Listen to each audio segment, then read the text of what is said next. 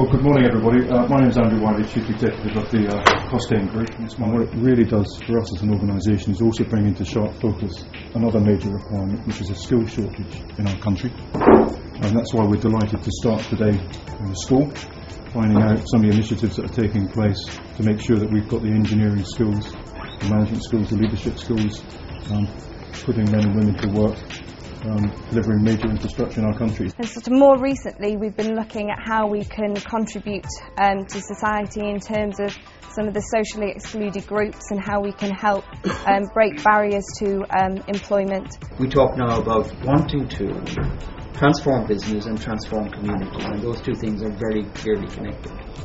And the way a lot of that is done is by businesses working together, collaborating, sharing what they know, and working a little more closely to make the most enormous impact on the lives of the people, many of whom we will see today. The issues that we have with social inclusion at this moment in time, those barriers are going to be removed, and we get ourselves into the society that we all dream about in many cases. Only 60% of the boys in the current Year 11, that's the GCSE year, are in the UK.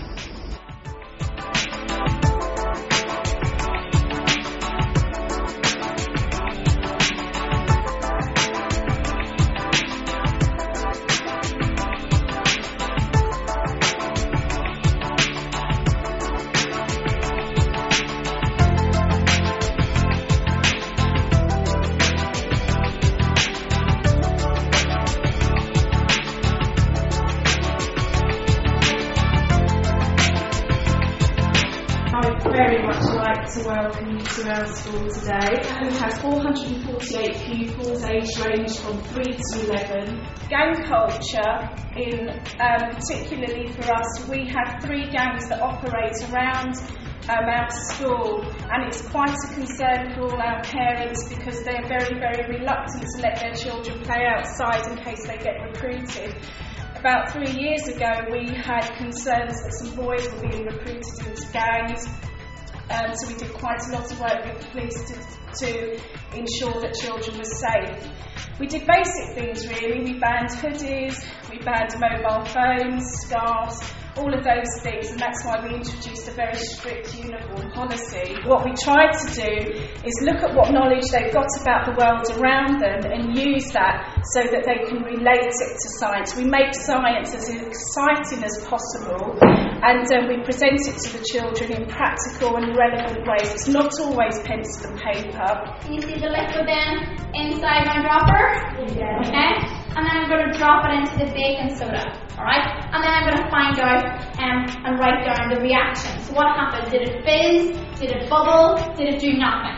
STEMnet is an independent charity that works closely with government to try and encourage more young people to take up science, technology, engineering and mathematics. It's all about trying to inspire, motivate and excite young people about those STEM subjects in a way that actually they think about taking up in the future STEM careers, many of which are around the table today in terms of those industries. The early intervention, the work with primary schools is absolutely key. 10 times 4 is 40, 11 times 4 is 44, 12 times 4 is 48. Welcome to the National Grids Autonomous project we're doing in joint venture with Skanska, a place that we would hope some of the pupils from the Crest Academy might end up. And we're totally committed to making a difference and delivering a legacy of skills also into the local community. There's a huge skills opportunity in terms of talent, and this is replicated throughout construction in terms of improving infrastructure to meet the national need. We've used this simple triangle to illustrate the strategy of Costain in terms of our skills strategy, but underpinning all that strategy is about individuals. Until I saw one of these guys, every single one of you right now, I don't think you're any different to the people I met during the 2 weeks. You were all very, very inspirational people, and I wanted to become, the person with shiny shoes and tie. I had no idea how to get there, but these people answered my questions, and they told me that the university wasn't the only way to go for the apprenticeship route, which is exactly what I wanted. So I literally spoke to this frontline supervisor and said, like your job, what's the chances of having a go? And from Costain they've progressed from that. They've certainly from, I think, myself and a few other supervisors, it led to doing a foreman's apprentice.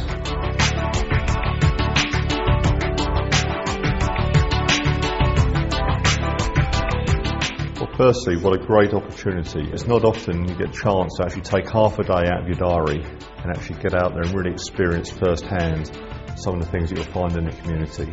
One of the big lessons that we learn as business leaders there today is there isn't only a single route. It's not just all about university. It's not just all about getting that degree. It's not all just about going and pursuing a professional career.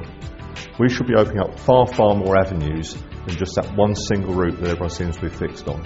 We need to be doing far, far more with the teachers. Somehow, I think it's incumbent on us as the businesses and the business leaders to try and find a way in to those young people, even the sort of 8-year-olds that we were at law school, so that they can aspire to be engineers.